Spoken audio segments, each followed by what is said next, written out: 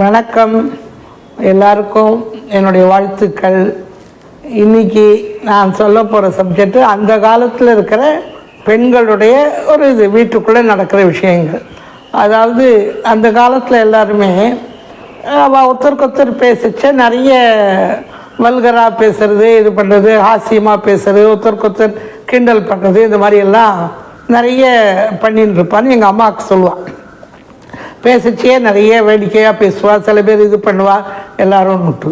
அந்த மாதிரியான ஒரு நிகழ்ச்சியை பற்றி சிவசங்கரி தன்னுடைய கதையில் எழுதியிருந்தாள். பாலம்னு அவளுடைய 3 தலைமுறை, அதாவது ரொம்ப இப்போ முன்னாடி இருந்தவங்களா, நடுவில் இருந்தது, இப்போ இருக்கிறது. 3 தலைமுறையில் இருக்கிற பெண்கள் என்னென்ன பண்ணுவா, எப்படி வாழ்க்கை இருந்தது, என்னென்ன நடந்தது, ரொம்ப இன்ட்ரெஸ்டிங்காக இருந்தது. ஆனந்த விகடன்லேயும் ரொம்ப வந்தது ஞாபகம். நாங்கள் எல்லோரும் ரொம்ப விரும்பி படித்து செஞ்சு எல்லாம் பண்ணிகிட்ருப்போம். ஏன்னா கதை ரொம்ப இன்ட்ரெஸ்டிங்காக இருக்கும், நல்லாயிருக்கும். அதை பற்றி ஒரு நிகழ்ச்சி என்னென்னா, சாவித்ரி வைத்தியன்னுட்டு என்னுடைய ஃப்ரெண்டு, அவள் தான் இந்த மண்டே சேரிட்டி கிளப்புன்னு வச்சுருந்தா. அப்புறம் இந்த விஸ்ராந்தின்னு ஒரு ஓல்டேஜ் ஹோம் நடத்தி தான் எல்லாம் பண்ணான். அவள் அந்த அந்தளவு ரொம்ப வருஷம் முன்னாடி, அப்போ அந்த பாலங்கள் வந்த புதுசில் இருக்கோம். அவள் ஒரு மீட்டிங் போட்டாள். எல்லா பெண்களும் வரணும், அதாவது பெண் உரிமையை பற்றி எல்லாரும் பேசணும், செய்யணும், இது பண்ணணும் அப்படின்ட்டு. அப்போவே அதுக்கு ஒரு ஊர்வலமெல்லாம் வச்சு ரொம்ப நல்லா பண்ணான். நான் அதில் அவளோட கூடவே இருந்ததுனால நானும் அவள் கூட இதெல்லாம் பார்ட்டிசிபேட் பண்ணிட்டேன். அப்போ ஒரு ராஜேஸ்வரி, ஏவிஎம் ராஜேஸ்வரின்னு நினைக்கிறேன், இடம் மறந்து போயிடுச்சு. அங்கே ஒரு அவ்வளவு பேரையும் கூப்பிட்டு ஒரு பெரிய மீட்டிங் போட்டாள். அந்த மீட்டிங்கில் சிவசங்கரி, அப்புறம் புஷ்பா தங்கத்துறைன்னு ஒரு ரைட்டர், அது பேர் வேணுகோபால், புஷ்பா தங்கத்துறைன்னு போடுவார், அவரும் ரொம்ப பிரபலம். அவர், எங்கள் ஹஸ்பண்டு, இன்னொரு 4 பேர் இருந்தால் எல்லாருமே உட்காந்து, நாங்கள் எல்லாருமே அந்த ஊர்வலத்தை கலந்துவாலே நிறைய பேர் லேடிஸ் தான், கொஞ்சம் ஜென்ஸு எல்லாருமா உட்காந்து அதை ரொம்ப சுவாரஸ்யமாக நல்லா ஃபுல்லு, அதே ஹால் ஃபுல்லு பார்த்துருந்தோம்.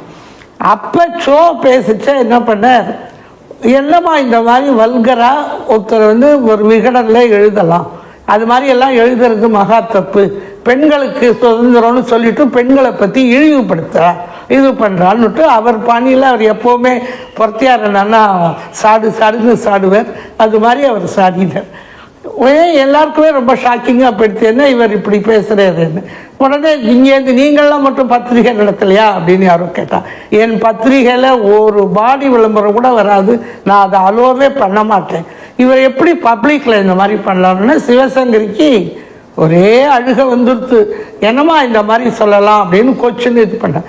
உடனே புஷ்பா தங்கத்துறையும் அவரையும் ஒரு ஏதோ சாடினார். ஐயோ, நான் இந்த வம்புக்கெல்லாம் வரல, என்னை விட்டுடுங்கோ அப்படின்னார் அவர். அங்கே இருக்கிற எல்லாரையுமே தப்பை ரொம்ப சுட்டி காட்டி ரொம்ப பண்ணோன்னா சிவசங்கரிக்கு ரொம்ப கோபம் வந்துடுத்து. எப்படி நீங்கள் பப்ளிக்கில் எல்லாரையும் வச்சுன்னு என்ன இந்த மாதிரி பேசலான்னு கோச்சுன்னு கிளம்பிட்டான்.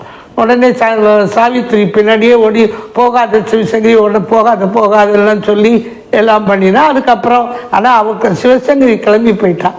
பட் தான் சொன்னதை நான் கண்டிப்பாக நான் சொன்னதை நான் மன்னிப்பெல்லாம் கேட்க மாட்டேன், நான் நான் சொன்னது ரைட்டு அப்படின்னுட்டு இவர் இது ஆர்கியூ பண்ணிட்டு இருந்தார். அப்புறம் அந்த கொஞ்சம் கசம்சா கொஞ்சம் சலசலப்போட அந்த மீட்டிங்கை முடிஞ்சுது. அது ரொம்ப இதாக இருந்தது. அது அந்த காலத்து வழக்கம்.